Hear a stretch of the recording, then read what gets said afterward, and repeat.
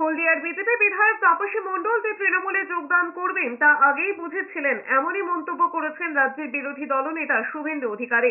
শুভেন্দুর মন্তব্য, 1 মাস আগে যখন ভারতীয় জনতা পার্টির জাতীয় নেতারা একটা সার্কুলার দেন পশ্চিমবঙ্গ নির্বাচনের বছরে, তাই কোনো বিধায়ক জেলা সভাপতি হতে পারবেন না, সেই বার্তা পাওয়ার পর দিনই তাপসী মণ্ডল তাঁর দেওয়ালে থাকা পদ্মফুল মুছে দিয়েছিলেন। কাজেই এটা নতুন নয়। উনি সুব্রত বক্সির সঙ্গেও কথা বলেন, সেটাও ভালো করে জানতেন। শুভেন্দু অধিকারী বলেছেন, ঠিক যেভাবে মুকুটমণি অধিকারী, কৃষ্ণ কল্যাণী, বিশ্বজিৎ দাসের মতো দলবদলুদের লোকসভায় বিজেপি হারিয়েছিল, একইভাবে তাপসী মণ্ডলকে যদি তৃণমূল প্রার্থী করে তাহলে বিজেপিকে কিছু করতে হবে না। হলদিয়ার তোলা মুলরাই ওর বিসর্জন দেবে, ওকে শুধু নয় শ্যামল মাইতিকেও বিসর্জন দেবে।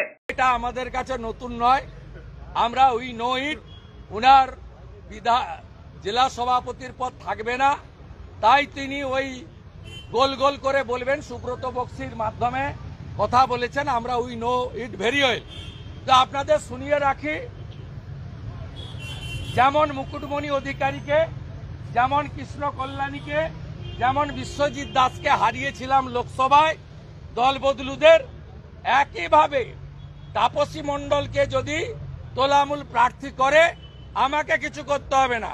হলদিয়ার তোলামূলীরাই ওকে বিসর্জন দেবে, ওকে শুধু নয়।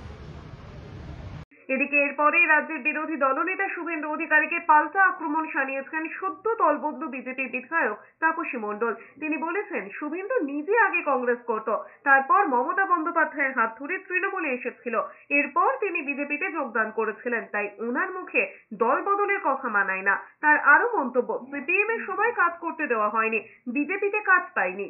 शुभेंदु दा ने तो पहले कांग्रेस करते थे, बाद में वो लोग तृणमूल करते थे और तृणमूल का लीडर भी थे, और बाद में वो लोग बीजेपी पे गया था, तो वो लोग भी उसका फायदे में गया था।